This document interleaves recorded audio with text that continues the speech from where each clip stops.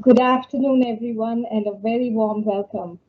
I'm Meghna Sabharwal, Professor and Department Head of the Public and Nonprofit Management Program in the School of Economic, Political, and Policy Sciences.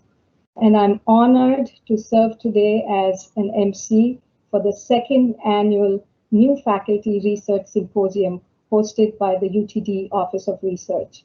Here to tell you a little bit more about today's event is Dr. Joseph J. Pancrazio.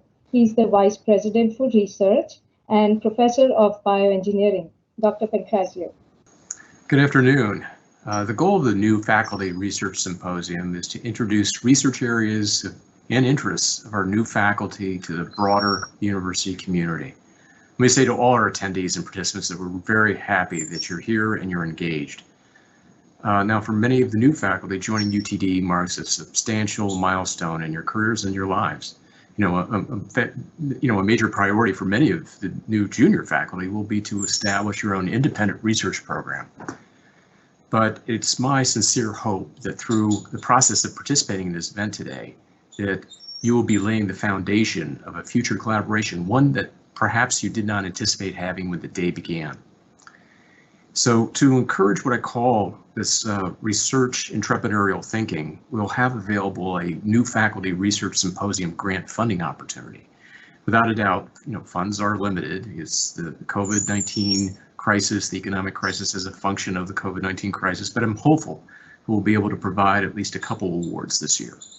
So lastly, on behalf of the Office of Research, and this is a message to all faculty that are participating on this event, if there's anything we can do to enable and accelerate your research success, please do not hesitate to reach out to me or my staff.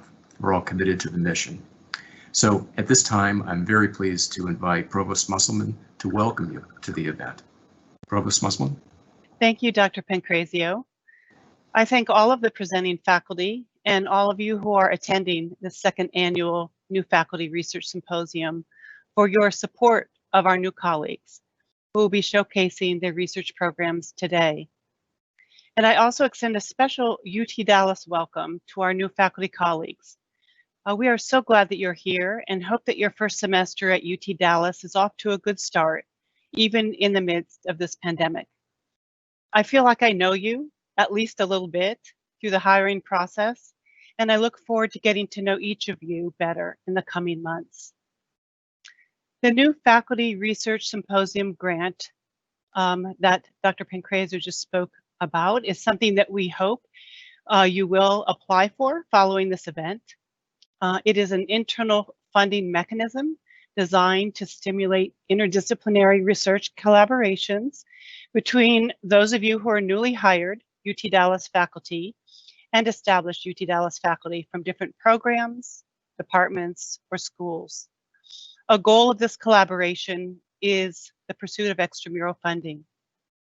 There are many benefits of this new research initiative for the campus community that include the potential to generate interdisciplinary research ideas that are new to the faculty members involved and thus new to UT Dallas, the potential to tap into new funding streams for the faculty and for UT Dallas, and the opportunity for established faculty and new faculty to learn from one another, not only in areas of research, but also in terms of navigating academia generally and UT Dallas specifically through informal mentoring. So I greatly look forward to today's presentations and now turn the program back to Dr. Sabharwal. Thank you, Provost Musselman and Dr. Pancrazio. As chair of the Faculty Mentoring Committee, I'm so excited to see several new faculty who are here today sharing their research expertise with us. We truly value our new faculty. We also strive to create excellence in research through these various programs and initiatives that we offer not only through our mentoring program, but also Office of Research. Again, a very warm welcome to all of you. The most exciting part of this presentation is actually coming up next. We have grouped these presentations by school, and to begin our presentation lineup, I would like to welcome Dr. Jacopo Ferruzzi, Assistant Professor of Bioengineering in the Johnson School of Engineering and Computer Sciences. Dr. Ferruzzi, welcome. Thank you for the introduction. Good afternoon. I'll start this short pitch just with a little bit of background. My name is Jacopo Ferruzzi. I was born in a small village in central Italy, and I pursued my undergraduate education at the University of Pisa, one of the oldest Italian universities and the home of Galileo Galilei. And maybe it was because of the legacy of scholars like him that I became fascinated in the study of mechanics and how it can be applied to improve human health. So before I completed my doctoral and postdoctoral training at Yale University and at Boston University, I spent about a year at Texas A&M University, where I really became committed to pursuing a career in research. So this is all to say that I can proudly say that Texas has been essential to my academic development. And this is also why, in part, I'm thrilled to be here at UTD as an assistant professor in bioengineering. Now, coming to my research, the areas of my research are called biomechanics and mechanobiology. I know it's kind of a mouthful, but I'm basically interested in the mechanical properties of living tissues and how mechanics, in turn, can impact biology, especially in the development and progression of deadly diseases such as cardiovascular disease and cancer. Now let's consider for a minute cancer as an example. Many cancers are traditionally detected as stiff lumps, and such high tissue stiffness is caused by excessive growth of cells, which increases the mass of the tissue, and by the fact that cancer cells continually rearrange the connective tissue that surrounds the tumor. Now, these processes are called growth and remodeling, and such basic processes follow the basic laws of physics. So based on first principles, we can develop models that predict how a tumor will evolve over time. In particular, cancer cells need to apply physical forces on their surrounding environment so that they can move, invade, and metastasize. Now, in the past few years, during still my postdoctoral training, I have developed experiments and computer models that allow me to explore the biomechanics of breast cancer. And recently, I've shown that the density of collagen in the tumor microenvironment can control whether metastatic breast cancer cells invade individually as single cells or as a collective, that is, as a group of cells. Now, my long-term goal is to develop predictive models of growth and remodeling in cancer, which will allow physicians to detect early signs of metastatic disease, but also to predict the outcome of new cancer treatments. While in the short term, I'm more interested in exploring a more specific question, that is how tissue mechanics and cancer cell metabolism coordinate invasion. We know that tumors are highly metabolic, that is, they chew through nutrients really fast. However, some recent studies, as well as some of my own preliminary data, suggest that cancer cell metabolism is also under mechanical control. Therefore, I seek to probe the axis between mechanics and metabolism in breast cancer and test whether invasion can be interrupted by pharmacologically targeting the vicious cycle that is established by tumors, in which metabolically active cancer cells alter the mechanics of the surrounding environment, and this further increases metabolic activity of the cell that then facilitates invasion. To do this, I will briefly mention that I use tumor spheroids. That is tiny clusters of cancer cells that I culture in collagen so that I can measure growth, remodeling, and migration. Now, the reason why I mention this is that this type of investigations require a multi-scale approach that links the molecular, cellular, and tissue scale. And as such, they will be facilitated by the formation of highly collaborative teams. And in particular, I'm interested in collaborating with groups that will complement my expertise, especially in the area of molecular biology, optical imaging, and computational modeling, among others. So to conclude, my name is Jacopo Ferruzzi. I'm the principal investigator in the Tissue Mechanics and Remodeling Laboratory. It is my real pleasure to attend this event with you today, and I really look forward to developing new collaborations here at UTD. Thank you. Thank you, Dr. Ferruzzi. Next up, we have Dr. Matthew Gardner, Dr. Gardner is the Assistant Professor of Electrical Engineering in ECS. Dr. Gardner, please tell us a little bit more about yourself and your research. Thank you. Good afternoon. So again, my name is Matthew Gardner, and I'm in electrical and computer engineering. So I received my bachelor's in electrical engineering from Baylor University in 2014 and my PhD from Texas A&M University in 2019. And the area of my research focuses on electric powertrains. So an electric powertrain is the interface between electrical energy and mechanical motion. So for example, in an electric vehicle, you have an electrical powertrain that transforms energy from the battery to the mechanical rotation of the wheels. On the other hand, in an in a wind turbine, you have wind that's causing the blades to mechanically rotate, and the electric powertrain converts that mechanical energy into electrical energy that's either fed into the grid or stored in a battery. So at the heart of every electric powertrain is an electric machine, either a motor or a generator. Then you also often have power electronics, some drive that you use to reformat or reshape the electrical waveforms in order to either control the motor or reformat the energy so it's compatible with your electrical energy source, whether that's the grid or a battery. And then also often you'll have gearing. So another area of my research is magnetic gears. So magnetic gears perform the same task as mechanical gears, transforming power between low speed rotation and high speed rotation. But instead of using physically interlocking teeth like mechanical gears, magnetic gears perform this power transfer through non-contact magnetic fields. So this non-contact operation has the benefits of potentially reducing maintenance, improving reliability, reducing acoustic noise, and improving efficiency.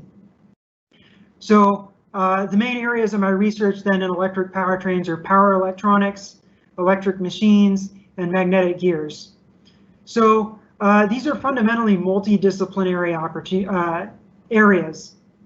So my background is in electromagnetics and controls, but other important areas are thermal analysis. So whenever I pass power through these electric powertrains, there's some power that's lost. There's some efficiency and some of the power is wasted, and that goes into heat. And the more efficiently I can remove heat from my powertrain, then either the more power I can push through it or the smaller I can make the powertrain, both of which are desirable objectives. So, and then another big area of the multidisciplinary analysis is structural analysis. So I have different components, each of them maybe spinning or moving linearly, and then I'm also applying forces and torques on them from the electromagnetic fields. So if I can use structural analysis to improve my precision or my tolerances, or to reduce the amount of structural mass I need, then either way I can increase the power density of my powertrain. And finally, another big area of multidisciplinary analysis is application-specific designs. So each application is going to have its unique opportunities and challenges. So for example, if I'm designing the electric powertrain for the propeller on an electric aircraft, then I'm going to have some pretty unique constraints in that weight and reliability are going to be extremely critical, but I may be able to pay a little more for it. The cost may not be as big of an objective. On the other hand, each application is going to have unique opportunities. So if we go back to the electric airplane example, so if I'm turning a propeller, I'm generating a lot of airflow. So can I use that airflow to help cool the motor? Or on the other hand, can I use the waste heat generated by the losses in order to de-ice the blades of the propeller? So another potential area of this collaboration is for applications where you want to include an electric powertrain in the application. Is there some way that we can have multifunctionality between the powertrain and the rest of the application, and then also designing for the specific constraints of the application? So again, my name is Matthew Gardner. I'm in electrical and computer engineering. And finally, thank you for your attention.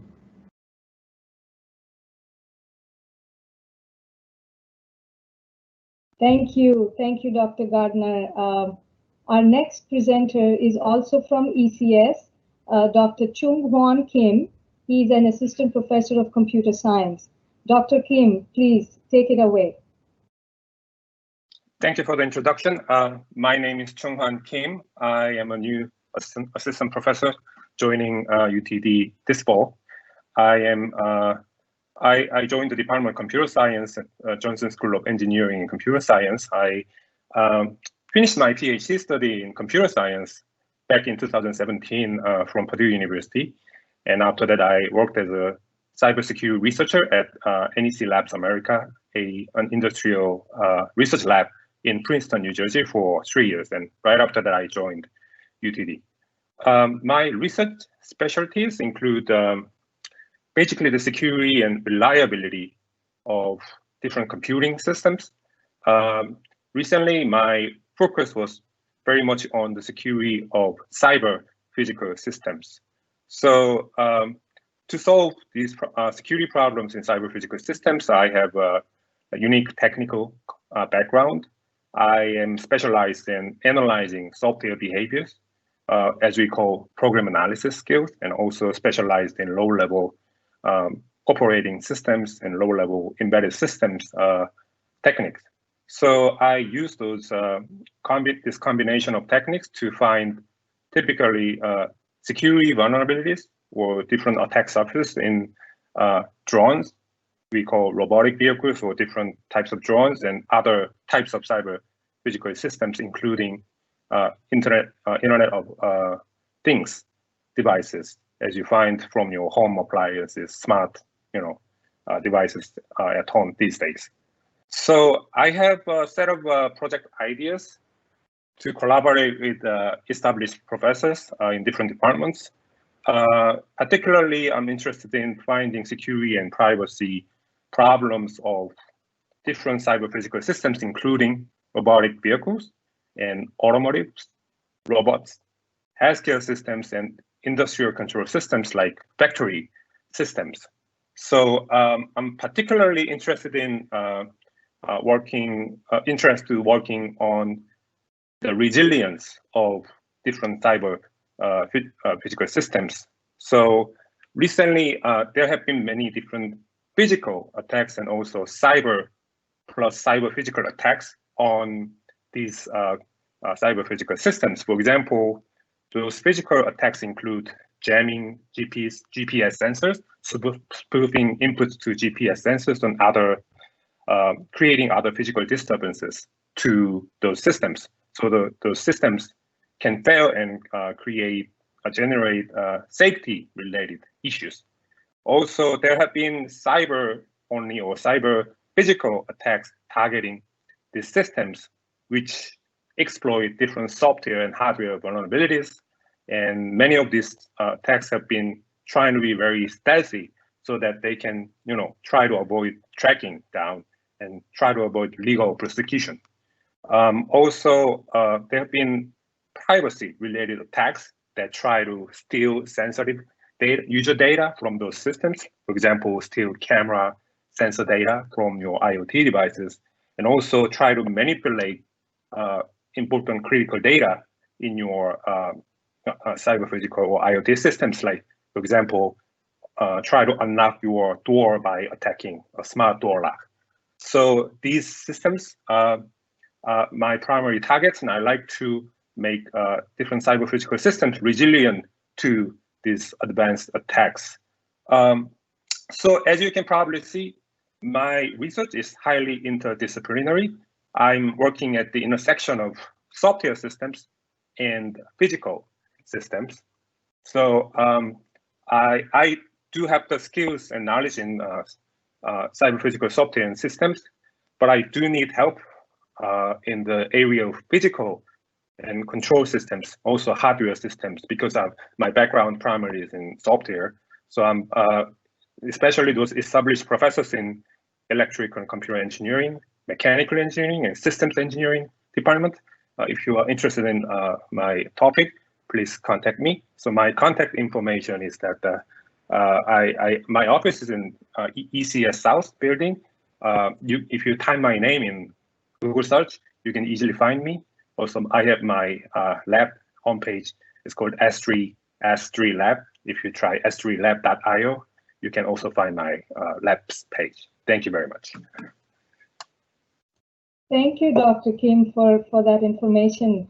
I will next introduce a department colleague of yours, Dr. Jin Ryong Kim.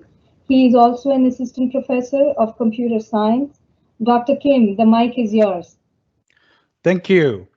Hello, my name is Jin Ryong Kim, and you can call me Jin. And I'm an assistant professor of computer science here at UTD. And I did my master in computer science and PhD in electrical and computer engineering at Purdue University. It is my pleasure to be here and share my research. I'm so excited about this opportunity. My research area is human-computer interaction, virtual reality, and haptics. And those of you who are not familiar with haptics or haptics technology, haptic is the science and engineering of creating and employing the sense of touch. So it's creating an artificial touch sensation to deliver the feelings to the human in such like a virtual reality or smartphones and 3D displays. So for example, in today's virtual reality, you will be amazed by immersive graphics and precise interactions. But what's missing here is the sense of touch. So haptics can add artificial sense of touch to increase the realism and improve the user experience. So my research is interdisciplinary and requires intensive collaboration in many different areas. I am currently focused on several research topics. One of the topics is online tactile learning in VR and desktop platforms. So the motivation is that, due to the pandemic, we see that all the schools shut down across the world. Education has changed dramatically, and the remote learning is taking place. So despite the advantages of using online learning, we observed a lot of limitations. Things like, it's difficulty staying in contact with the instructors, difficulty interacting with peers, and so on. So the goal is to explore and identify the benefits of providing the touch sensations in addition to video and audio channels of today's online learning platforms like Microsoft Teams and Zoom, and further investigate the technical issues and challenges like things like latency tolerance for real-time haptic interaction, and finally design and build the online tactile learning system to provide more effective way to deliver online learning experiences. So if you're interested in this kind of topic or similar topics for the collaboration, please let me know. Another topic is to design a mid-air 3D user interface that provides more realistic viewing and touching experiences without any wearables. So this is more like developing a futuristic user interface for the computing environment using like a holographic display or virtual reality. So like one application can be like an educational platform where students can have hands-on experiences with realistic 3D. Like things like how like volcanoes work, like students can experience not only the realistic 3D of how volcanoes form, but also tangible experience of volcanoes by touching them and feel the volcanoes. So I am looking for like collaboration partners and faculties who are interested in this kind of topics to further develop the idea and turn it into research proposals. And besides that, I'm also broadly interested in other domains that can bring more research values and collaboration. So please let me know if you're interested in working with me, and look forward to meeting you at the breakout room. Once again, my name is Jin Ryong Kim in the Department of Computer Science. My email is jin.kim, jin.kim, at ut.dallas.edu. And thank you so much, and enjoy the rest of the symposium today. Thank you, Dr. Kim. We now move on to new faculty from School of Behavioral and Brain Sciences. So first up, we have Dr. Benedict Kolber. He's an associate professor specializing in neuroscience. Dr. Kolber, welcome. Thank you so much, and thank you for the opportunity to speak today. This is a really fabulous opportunity to hear from the other new faculty. I'm pretty excited already from what we've heard so far, and I'm looking forward to the breakout sessions later today, where hopefully I can chat with both some of the new folks and hopefully some established folks here at UTD and get some new collaborations going. So a little bit about myself. I did my undergraduate studies in biology and psychology at the University of Dayton, which is in the heart of it all, Ohio. After a brief spell with AmeriCorps, where I worked at an Audubon Center, I went to Washington University in St. Louis, where I got my PhD in neuroscience. There I worked with a guy who was actually a pediatric endocrinologist, so studied hormones and treated kids with diabetes, essentially, Dr. Louis Muglia. And I worked with him on understanding the role of stress hormones in anxiety, depression, and fear-based memory using animal models, primarily mice. So I did a lot of animal behavior, a lot of physiology, and a lot of endocrinology, obviously. I then stayed in St. Louis for my postdoctoral research. I worked at the Washington University Pain Center, working with a guy named Rob Giroux. And there I continued working in animal models, but then also expanded my interest into kind of human study research.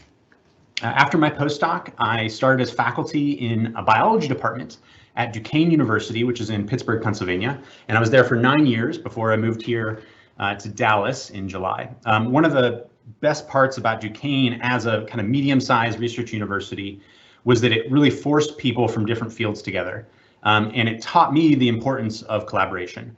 I ended up working on projects that took me into the ocean, to the Caribbean Sea, took me to Africa and Cameroon to collect natural products, and took me again into kind of human research. So we just finished and published a human clinical trial where we used exercise and meditation, mindfulness-based meditation, something very applicable right now during COVID, to treat chronic low back pain. So I'm really actually excited to continue many of these collaborations, but hopefully build some new ones here as we expand into new areas of research at UTD. My current ongoing and future research is really centered on studying the interaction between stress and emotional regulation in the context of pain and injury. We have two primary foci within the laboratory. First, we're pursuing basic questions in mice to study an area of the brain called the amygdala, involved in depression, anxiety, stress integration. And what we're really interested in is the impact of the amygdala in the context of pain. So one of the more kind of weird but exciting side stories that we have been developing over the last 10 to 15 years is a phenomenon of brain lateralization in these mice. So we found pretty dramatic differences between the left and right brain in our little rodents. And often we think about right and left brain as a human phenomenon, but it turns out that mice, rats, monkeys, even honeybees show differences between the hemispheres. So one of the cool parts about this in the context of pain is that it will hopefully, by studying this phenomenon, will help us understand the development of chronic pain from acute pain, but then also understand some of the side effects that people experience when they're trying to get treatment for chronic pain. This work has also brought my lab into the kind of world of computational modeling. One of the things that I recognized and continue to recognize is the limitation of my own brain. And so my collaborations have started to develop to try to synthesize and bring together data that has been generated by other laboratories into a single computational model. So I've been working with a number of different biological mathematicians over the last couple of years to model the cell-to-cell communication that occurs in the amygdala so that, again, we combine different data sets and do essentially thought experiments using the model before we spend maybe a year or two or three or four doing the wet lab research. So I'm really excited to hopefully work with folks here at UTD to expand our capabilities on the modeling side. We also use a lot of physiology, behavior, in vivo imaging, and pharmacology in these studies. I'm also really excited to potentially develop collaborations with folks in bioengineering to work on better methods to sample larger numbers of cells or neurons in the brain than we've previously been able to do. The other focus of our future research is in drug discovery, and here we continue to use kind of the bounty of nature to find novel chemicals. So we're still working in Cameroon and the Caribbean, and hopefully I can develop new collaborations there. So I'll end at this point and just want to say, if you want to get a hold of me, please send me an email, benedict.kolber@UT Dallas, or you can search for my lab, the UTD Pain and Stress Lab. Thank you so much. Thank you again, Dr. Kolber. Next, we will hear from your colleague, Dr. Adrianna Shembel.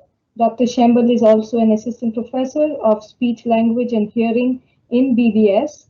Dr. Shembel, please take it away.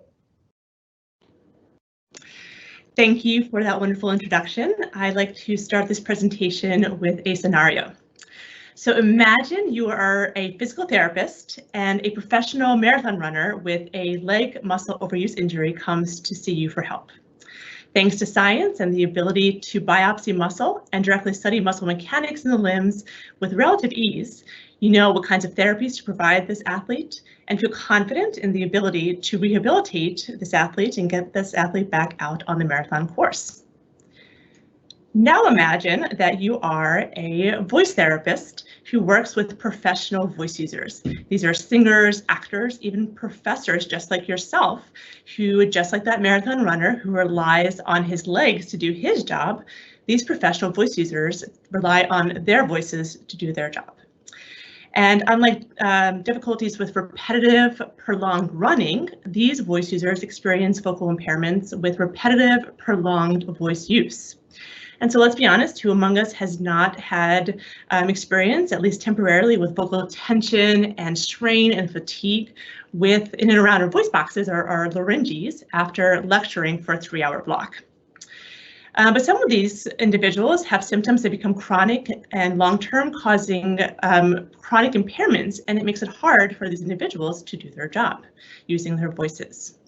And because the vocal muscles are harder to study than the limbs due to their small size and their location within the body, precluding biopsy and often direct physiological study, we have to get creative in how we approach vocal muscle biochemistry and biomechanics to inform rehabilitation of voice overuse. And so my research focuses on validation of these various approaches to determine how to best rehabilitate these professional voice users and to get them back out on the podium, so to speak. And so I use both a top-down human model and a bottom-up rodent model to study these approaches. With the top-down human model, we are identifying ways to identify how to study vocal muscle structure and function in these professional voice users and inform how muscles differ between voice users with and without vocal impairments. And so specifically, we're using ultrasound methods to quantify biomechanical properties of the muscles that are involved in vocalization using these ultrasound methodologies. Basically using push pulse shear waves that bounce off the muscle, and the speed and the displacement of those push pulses can inform structure and function. I also use the bottoms-up animal model to study muscle tissue responses to increased vocal demands. And so rats actually naturally vocalize with each other to communicate. We can also train rats to increase their vocal exercise with just operant conditioning. We can increase their rate and their intensity of the vocalizations. And so we can capitalize on these natural behaviors and train rats to exercise their voices. We can then directly study the muscle tissue itself, looking at protein and metabolite expression and how the muscle tissue changes in the vocal muscles with increased vocal demands. And so right now, my focus of my work is on the laryngeal muscles using these models. However, to produce vocalizations, we utilize not only the muscles of phonation in the larynx, but also the respiratory muscles to generate sound pressure. We also use the articulatory system, the teeth, the lips, and the tongue, to manipulate voice into speech sounds so that you can understand what I'm saying instead of me just going ah at you. And so the seemingly simple task of speech communication that we take for granted each time we open our mouths actually takes over 100 different muscles across the articulatory, the phonatory, and the respiratory subsystems. And so where I'd like to take my current work is to extend these methods to inform relationships across these vocal muscle subsystems. And so specifically, I plan to investigate different ways in which these subsystems coordinate with each other, how these systems adapt to increase vocal demands, and ways in which they can maladapt and become discoordinated or dysfunctional when the vocal demands get too high. And so, of course, I'm open to all sorts of different collaborations, but I anticipate future collaborations with professionals who have expertise with physiological modeling and dynamical systems to inform how these vocal subsystems work together and their relationships. And so if this is something that may be of interest to you, I'd love to vocalize and articulate with you on best ways to collaborate together. I'd like to conclude this presentation by thanking the research faculty at UTD for this wonderful opportunity. Thank you. Thank you, Dr. Shembel. Who knew I had to use 100 muscles just when I opened my mouth? That's pretty amazing. The next 4 presenters are from the School of Economic, Political, and Policy Sciences. Dr. Michelle Harris is an assistant professor of criminology and criminal justice. Dr. Harris, the stage is yours. Thank you, and good afternoon. So again, my name is Michelle Harris, and I am a new tenure-track assistant professor in criminology and criminal justice within EPS. So I received my undergraduate degrees in psychology and criminal justice from the University of Arkansas, and my graduate degrees in criminal justice and criminology from Georgia State University. So I've developed an active research agenda that encompasses 2 main lines of inquiry. So the first is that I have an interest in mental health as it relates to criminological processes. And within this broad area, I'm particularly interested in the experiences of people with mental disorders as they relate to violence and other forms of offending, such as substance abuse and victimization, for example. So as it relates to substance abuse, I've been able to examine how adolescents with depressive symptomatology will sometimes misperceive how normative alcohol usage is amongst their peers, which can indirectly lead to their own misuse of alcohol. I've also studied correlates related to repeat violence amongst people with mental illness, and I've identified several situational, so time variant factors, and dispositional factors, so those are relatively stable, that influence repeat violence for this population. And I finally have assessed other forms of deviance, such as nonviolent offending that people with mental illness engage in. So a common stereotype is that people with mental illness engage in higher rates of violence than the general population. And while this has been discredited in the literature, I actually found that for some forms of nonviolent offending, people with mental illness will actually engage in this form of deviance at a higher rate than violence. The second major interest of mine involves the study of victimization. So within this broad area, I've had the opportunity to explore several topics, including how head injuries, psychopathy, and anomie can impact victimization. And I've also examined perceptions of pro bono work for crime victims among private attorneys in Georgia. And I've recently begun to merge these 2 streams of interest in mental health and victimization together, which has resulted in a couple projects so far. So for example, one of these projects, I investigated how perceived stigma may contribute to victimization experiences for people with mental illness. And I've also been focusing on the resiliency process from victimization for people with mental illness. So much of the time in the literature, we focus on identifying risk factors that contribute to victimization for this population. And while this is important, I think it's also equally important to study factors that may protect against these experiences to try and prevent it from occurring in the first place. And some good news for us professors, across analyses, I've been finding that commitment to school has been a major protective factor so far for people with mental illness. So I've recently been thinking about victimization at large-scale events, at least before the pandemic happened, that could lead to collaborations with others at UTD.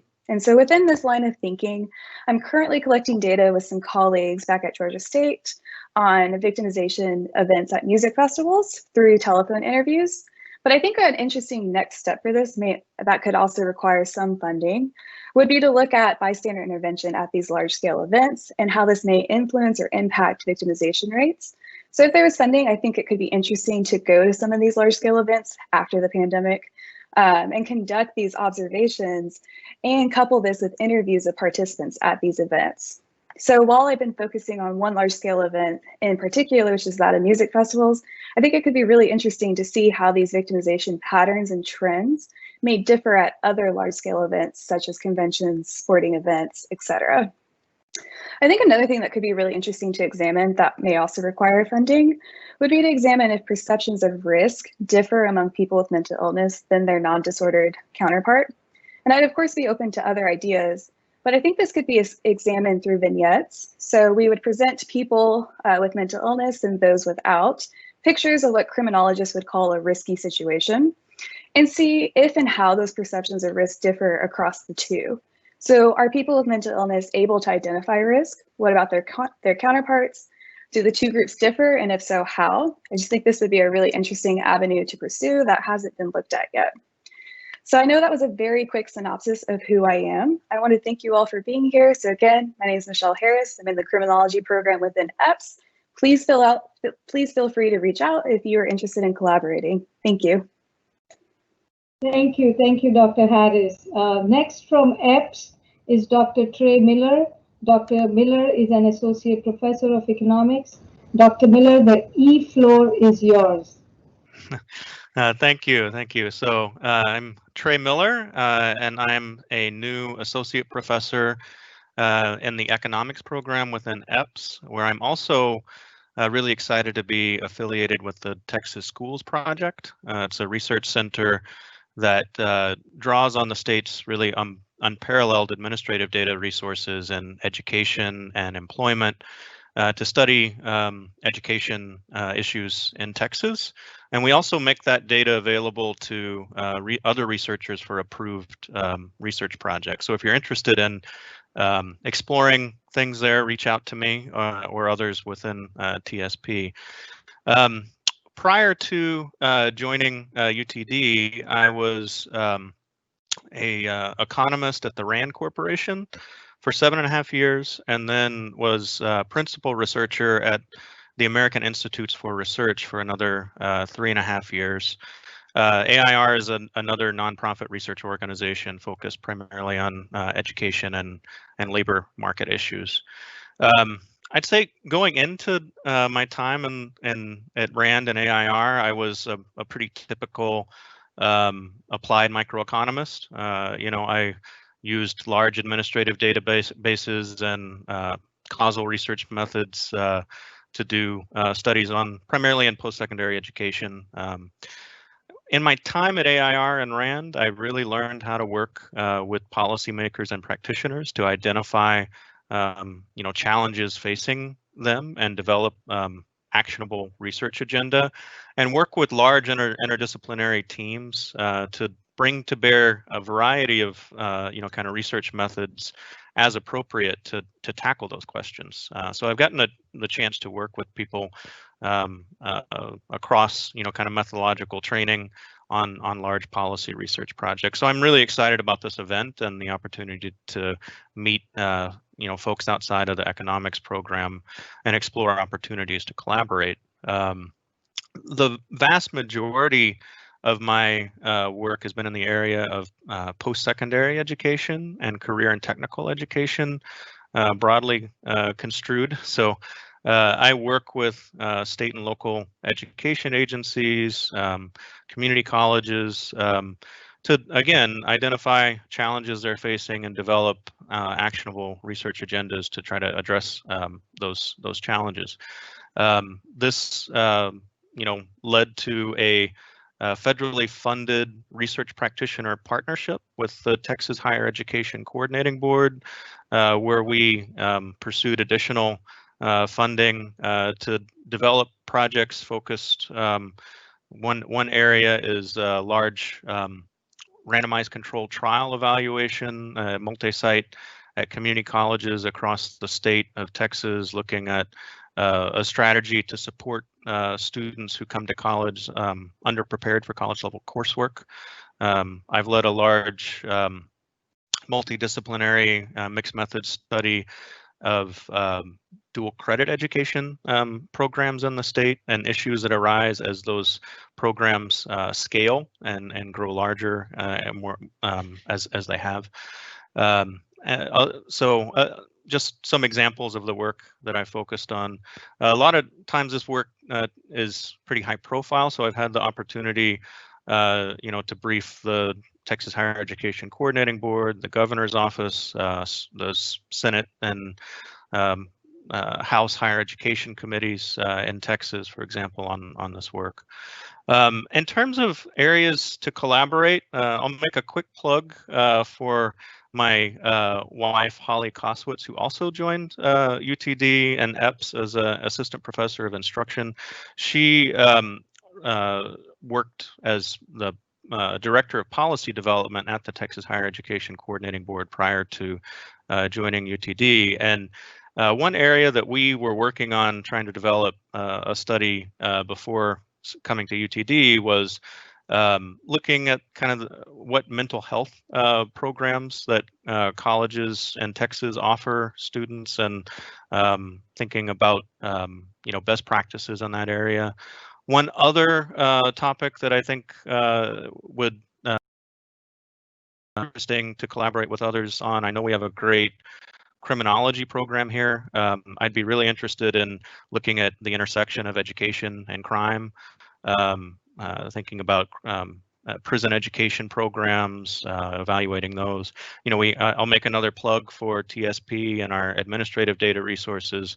We have ways to plug in data from other state agencies. If there's, I'm of course interested in other areas, so please reach out to me if you'd like to talk further. So thank you. Thank you, Dr. Miller. Next, I will introduce a colleague of yours, Dr. Camila Morales. She's an assistant professor of economics. Dr. Morales, please tell us about yourself and your research. Thank you for that introduction, and hello everyone. Good afternoon. My name is Camila Morales, and I am an assistant professor with the economics program. I graduated with a PhD in economics from Georgia State University this summer. And prior to joining UT Dallas, I was a graduate researcher with the Metro Atlanta Policy Lab for Education. I like to say that my research lives at the intersection of immigration and refugee policy, education economics, and labor economics. And these interests are heavily informed by my own lived experience. So I was born in Colombia and I moved to the United States when I was in high school. And I know firsthand the challenges of navigating the K-12 education system and the higher education system as an English learner. And that really informs my interest in the questions that I study in my research. I like to answer questions and study topics that also have policy relevance and can have implications that impact the lives of people who are in refugee and immigrant communities. So for example, I have studied the spillover effects of attending school with refugee students, where I find interestingly that having more refugees in your grade leads to better math test scores for everyone else. I have also studied the effects of newcomer English language programs offered in schools to newly arrived immigrants, and look at whether access and enrollment in these programs has an impact on the academic achievement of English learners. I have also studied the impact of access and enrollment in bilingual education programs. Overall, in my research, I utilize quantitative quasi-experimental methods that allow me to estimate the causal impact of these policies on a host of student achievement outcomes. Some of the new work that I've started is to expand my work on the impact of immigration policies on young adults. So for example, I recently started a project looking at the effect of the Deferred Action for Childhood Arrivals policy, or DACA, on young immigrants' choices in higher education and their labor market outcomes. I also have a long-term project looking at how to best impute refugee status from large nationally representative data sets that commonly fail to distinguish refugees from other immigrants. And this is a real roadblock for developing more research on the impacts of refugee resettlement on local communities, but also the integration outcomes of refugees themselves. So the goal of this project is really to facilitate more research on these areas. And this is also an area where I see fruitful future collaboration. So what else am I working on, and what else do I see some future collaboration happening? First, I would love to continue to expand my work looking at the effect of immigration policies on a host of outcomes that affect children as well as young adults. But specifically, I would like to expand my research on refugees and education to the context of developing countries. So one of the classes that I get to teach at UTD is economic development, and I'm really looking forward to blending my research and teaching interests. I actually am starting a line of projects to study the effects of a large recent refugee wave from Venezuela to Colombia, where I plan to study the impacts of this refugee wave on the academic outcomes of native Colombian students, but also on the Venezuelan refugees. So hopefully throughout this short presentation, you see that most of my interest in my work is already interdisciplinary in nature, and I am open to any collaborations with colleagues who have complementary interests or skills. I look forward to speaking with you about future collaborations across a variety of disciplines. If you think your interests align well with mine and you would like to reach out to me, please send me an email. You can find my contact information on the EPS website under the Economics Faculty tab. Lastly, I look forward to speaking with you soon in the breakout rooms, and thank you very much for listening. Thank you, Dr. Morales. Next, I'm going to introduce you the last presenter from EPS, Dr. Elizabeth Searing, a fellow colleague of mine in the Public and Nonprofit Management Program. She's an assistant professor. Dr. Searing, welcome, and please take it away. Thank you, Dr. Sabharwal. And thank you to everyone for organizing this event. I'm very excited to be a part of it. As Dr. Sabharwal mentioned, my name is Dr. Elizabeth Searing, and I'm an assistant professor in the program of Public and Nonprofit Management in the EPS School. Prior to this, I was an assistant professor at the University at Albany in upstate New York for 5 years. And during that time, I also served as the director of a multi-college and public-facing institute called the Institute for Nonprofit Leadership and Community Development. My first 2 degrees are in economics, a bachelor's from Texas A&M University and a master's from Georgia State University. But then I pivoted to public policy for my PhD work, which was also from Georgia State University. And it was during my PhD work that I really started to integrate my research interests into what is my current focus, which is nonprofit organizations and the broader social economy. So up until this point, I have co-edited 2 books, authored or co-authored 21 different chapters, and have 15 different articles either published or forthcoming. So I really love this work, and I am profoundly motivated to continue doing it. So a little bit more about my research focus. My research focuses broadly on the finance and financial management of social economy organizations. So in the US specifically, this normally means 501c3 nonprofit organizations. Now, this is something that most of us probably touch in some way in everyday life, whether you are donating to nonprofit organizations, whether you are volunteering, or whether you're receiving services. We have a very, very broad and diverse nonprofit economy in the US. But in addition to nonprofit organizations, it also includes for-profit and low-profit social enterprises. Now, in other country contexts, you get even more kind of corporate forms. There are cooperatives, there are mutuals, and there are other specialized forms of social enterprise. And as I've started to branch into this kind of international and comparative work, I'm also becoming increasingly known for my comparative data skills, because I not only really enjoy the detail orientation that comes with accounting crosswalks and those kind of things, but I'm also really motivated by the deeper questions about the institutional and social norms that come along with these questions and are tied to things like financial and regulatory data. So there are 2 areas of research where I'm looking specifically for collaborators in my new UTD community. The first is linked to a recent National Science Foundation grant that I received with 2 co-authors. We are looking at the behavior and incentives surrounding in-kind donations and in-kind giving. And we're using experimental approaches. Now, the idea of experimental approaches in public administration and nonprofit management is relatively new, but I know it's not necessarily new in other domains such as economics and the neurosciences.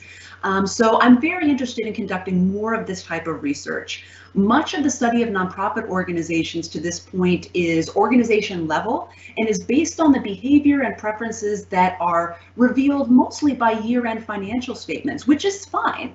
But as someone with a strong behavioral economics background, I really feel like this lens is incomplete. And so I'm looking forward to spending a little bit more of my research trajectory on the behaviors and preferences of decision-making in social economy organizations, rather than just relying on what are essentially the fossilized traces offered by financial statements and regulatory filings. Now, I'm still going to continue work in the fossilized traces because I do think that we can learn a lot, but I do think that the lens is incomplete, and so I'm looking to include more experimental work in the future. I'm also very interested in the social issues and organizations that are in my new home community. So I was raised in Texas, and I know that there are many scholars and professionals, and we've heard from many of them today, that are involved in all manner of ways about making life better for Texans.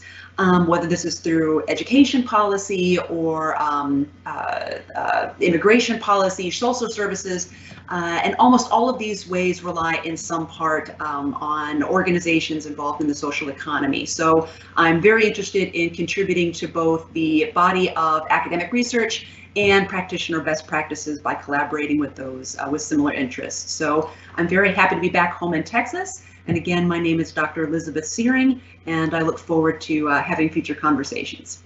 Thank you.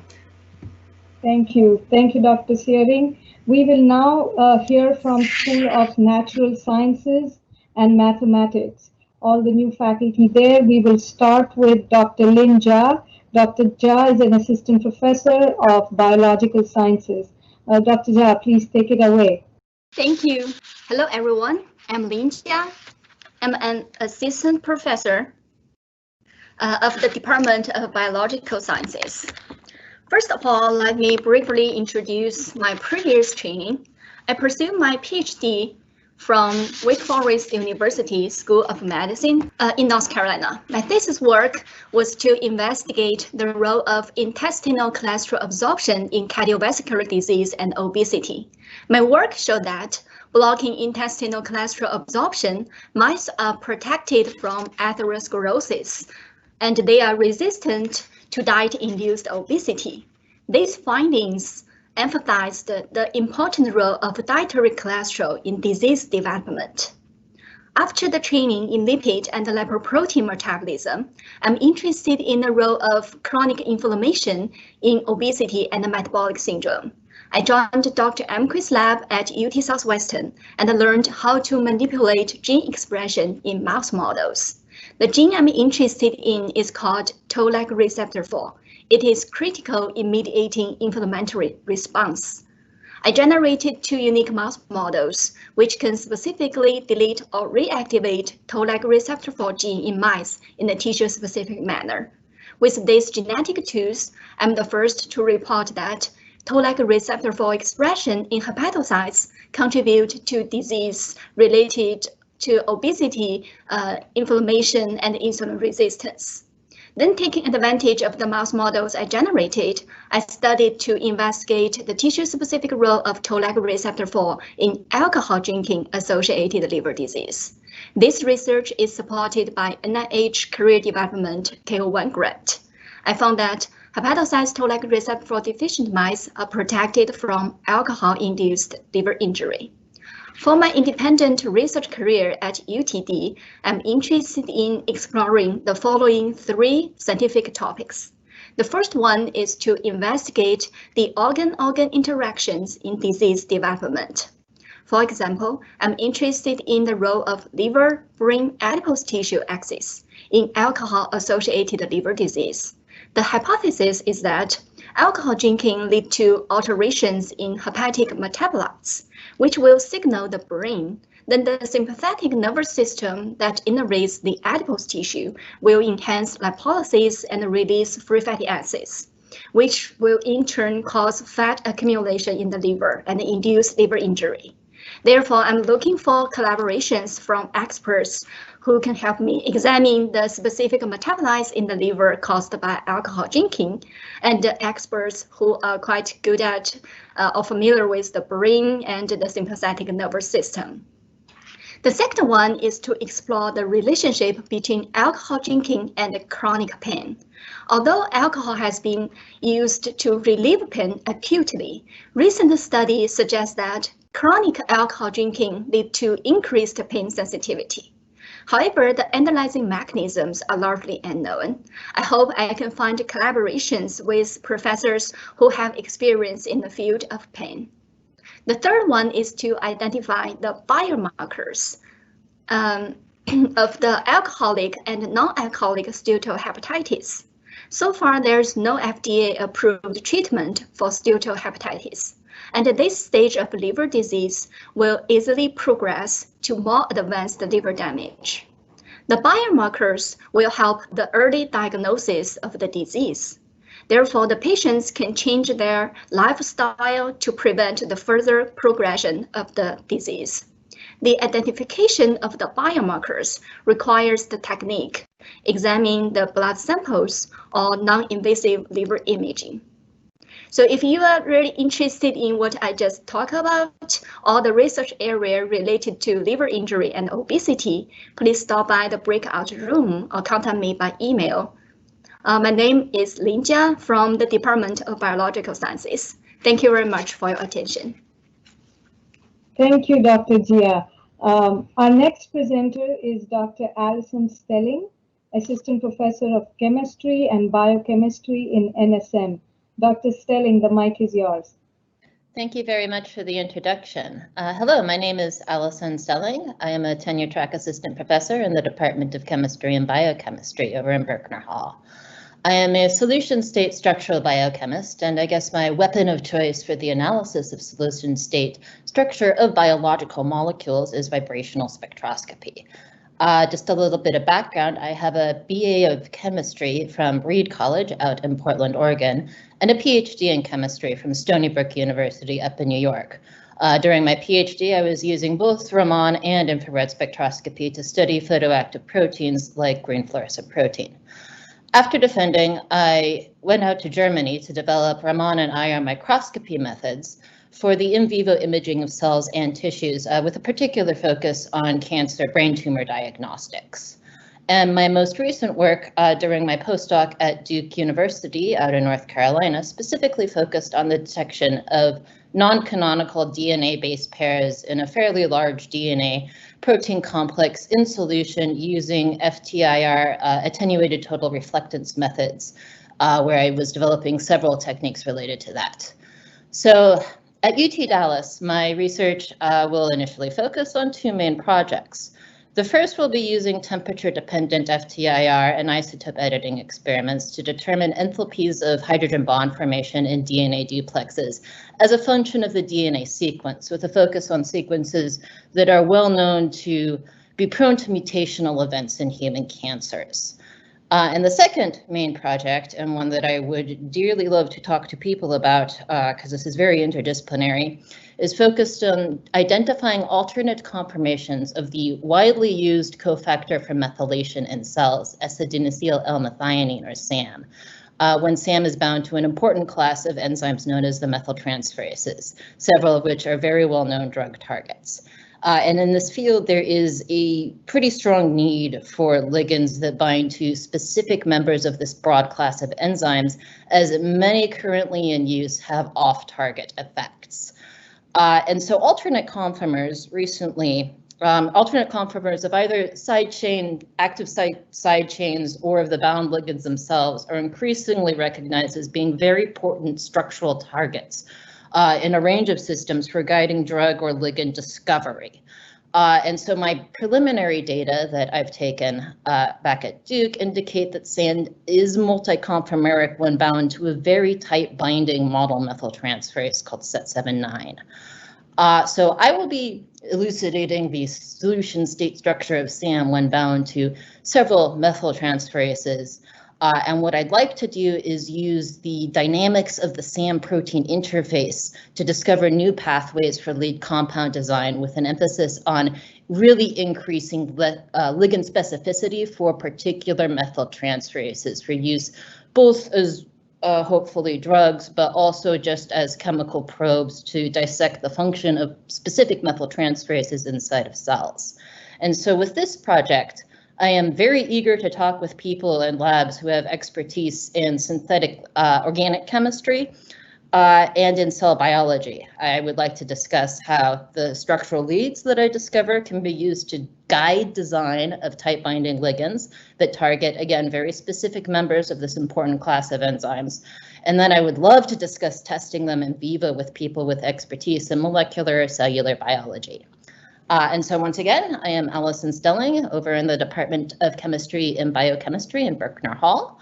My email is allison.stelling@utdallas.edu, and thank you for your time, and I look forward to meeting anyone interested in collaborations in the breakout room. Thank you, Dr. Stelling. Next is a department colleague of yours, Dr. Hadiya Torabifard. She's an assistant professor of chemistry and biochemistry. Dr. Torabifard, please tell us about yourself and your research. Thank you so much for the nice introduction. Good afternoon, everyone. My name is Hadiya Torabifard, and I'm a new assistant professor in chemistry and biochemistry department in NSM. I received my PhD at Wayne State University in Detroit, Michigan.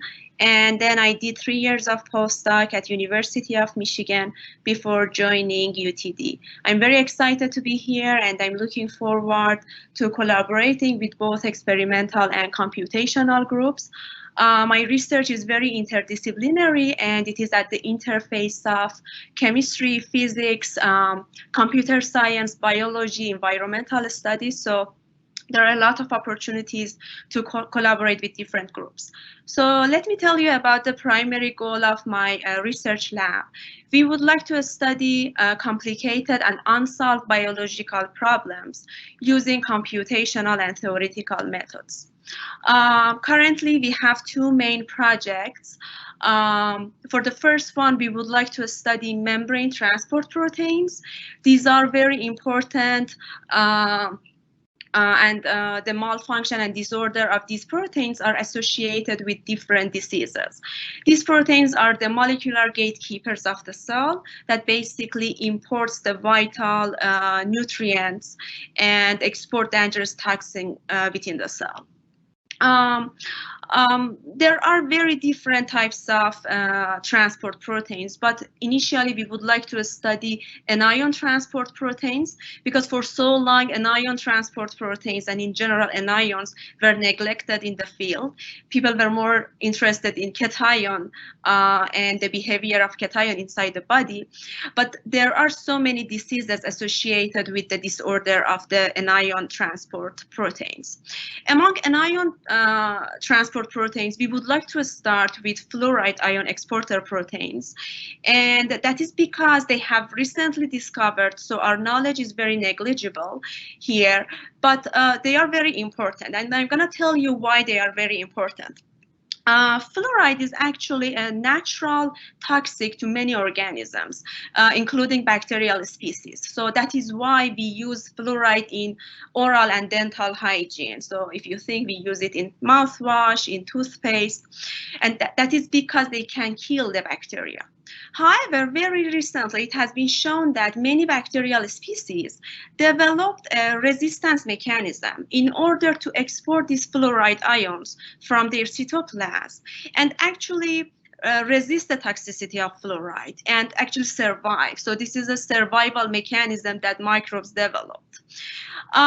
So we would like to understand and use computational methods to gain a comprehensive knowledge about their function, mechanism, dynamics, structure, and in order to develop new antibiotics. These are actually introduced as novel targets for antibiotics. However, these antibiotics are going to be bacteriostatic, meaning that they are more inhibitors rather than killing directly the bacteria. So this study has a major impact on oral and dental hygiene. Besides that, it also affects the whole microbe inside the body because we ingest fluoride. And also, it actually addresses the emerging global crisis of antibiotic resistance. So if you are interested in this type of work and you have expertise in actually making these new designed antibiotics, I would be very happy to collaborate with your groups. Bioengineers and biomedical engineers would be very beneficial for this research. For the second project also, I am interested in designing new ionic liquids using bio resources such as amino acids in proteins, vegetables in fatty acids in vegetables, sugar, and so on. These new ionic liquids are actually developed to overcome the drawbacks of currently used ionic liquids in industry. The currently used ionic liquids are toxic, carcinogenic, low biodegradable, so it is not that green. So in order to improve the green character of these ionic liquids, we would like to synthesize and make these new ionic liquids. So if you are interested, I would be happy to collaborate here also if you are using ionic liquids in your research. Thank you so much. Thank you, Dr. Torabifar. Our last school to be featured today is the Naveen Jindal School of Management. We first have Dr. Jason Kautz. He's an assistant professor in organization, strategy, and international management. Welcome, Dr. Kautz. The floor is yours. Hello, thank you for that wonderful introduction. It's a pleasure to meet everybody, and I'm super excited to be here. So my name is Jason. I'm an assistant professor here at the School of Management. My research really focuses in on people at work. So I got my degree from the University of South Carolina and in organizational behavior and human resource management. And I market my research as exploring the interpersonal social dynamics of work, which is me trying to fancy up what I do, which is really just exploring how people come together to form their social environment, and then how does that social environment then impact the people. We're social creatures. We interact together within an organization, within a business. We hope that we can achieve some sort of goal, but we also know that there's often times where we conflict with each other and we set up situations to benefit ourselves at the damage of the group. All those kind of dynamics are interesting and problematic. I do a majority of my research through the lens of dynamics. So how do things change? How does feedback processes occur within the social environment? So one of the biggest areas that I've actually been able to apply this thinking to is in the trust world. Within trust, there's the theory of how trust grows, that initially trust is great. We come together, we trust each other, it builds up, we trust each other more, it builds up. And then at some point, there's a violation of some sort in trust, and suddenly I don't trust you anymore, so I step back, our trust falls. But then eventually, restoration can happen. We work together some more and we rebuild our trust. Prior to me entering this field, the theory was there, but the methods for testing any sort of ideas surrounding that type of model was lacking. So I introduced the random coefficient discontinuous growth modeling, huge big mouthful of a word. The idea is it's growth models that can jump around to allow for the exploration of individual characteristics and social influence on these changes in trust over time. So what is really cool is after I published the paper that introduced this model to trust, I got contacted by a clinical psychologist in Australia who was looking at how borderline personality disorder influences trust growth. And we were like, wow, it's peanut butter and chocolate, and let's come together and make a Reese's peanut butter cup. So it's we went through and modeled her data in my methodological approach, and we found that one of the key problems that borderline personality disorder has is it actually causes people to respond the exact opposite way that we would assume you would respond in any sort of trust situation. So whenever your partner was acting very trusting, the person with borderline personality disorder would be very suspicious. But as soon as there was a violation, the person with borderline personality disorder became super trusting. And then when restoration occurred, they went back to their suspicious way. And it matches the thinking of borderline personality disorder as this inability to understand social cues. And in the trust world, if they don't understand social cues, they're not acting in the way we would normally expect, and it sets up all these problems. So that's just me in a nutshell. Like thinking dynamically and multi-level, and that's all I got. Thank you. Thank you. Thank you, Dr. Kaut. Wonderful. Our last presenter for today is Dr. Tongil T. Kim. He goes by T. Kim. He's an associate professor of marketing in JSOM. Dr. Kim, the stage is yours. Thank you. Actually, my name is T.I. Kim. I go by initials. I just joined this July as an assistant professor of marketing. Just to give you a background, I have an electronics engineering degree from Canada, but I soon after that I switched to study management at Stanford and got my PhD in marketing from UC Berkeley, and I was an assistant professor of marketing at Emory University for a few years before I joined UTD. My research mainly evolves around the intersection between marketing and healthcare. I've worked on projects that looked at the effect of hospital advertising on patient demand, as well as patient outcomes. In other words, is hospital advertising effective? And I found that was the case. And also some states wanted to ban hospital advertising because hospitals use a lot of government subsidies through Medicare and Medicaid, and they funnel that money for marketing. So there has been some resistance at the state level. I find that banning hospital ads can actually hurt patients because higher quality hospitals advertise more to signal their quality to patients.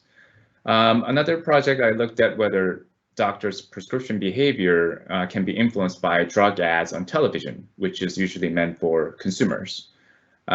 So I tracked doctors who move from one area to another and get exposed to different levels of drug ads on television to see if they get influenced by that. And I found that that is the case, and also the effect is larger on less experienced doctors.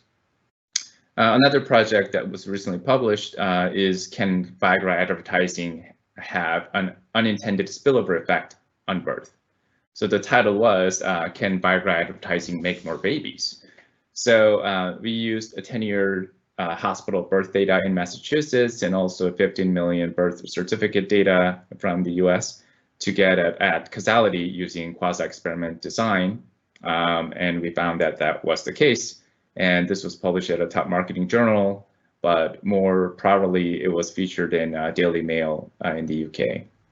So I typically deal with a very large individual patient level, physician level data, and I use economics and statistics to answer these research questions. But I also work with the physicians to answer various questions unrelated to marketing. So for instance, we're currently studying the effectiveness of robot-assisted surgeries using patient-level records. With another team, we've also looked at opioid addiction issues related to public policy changes. So I'm generally interested in patient choice of healthcare providers, hospital operations, and also public health in the healthcare industry.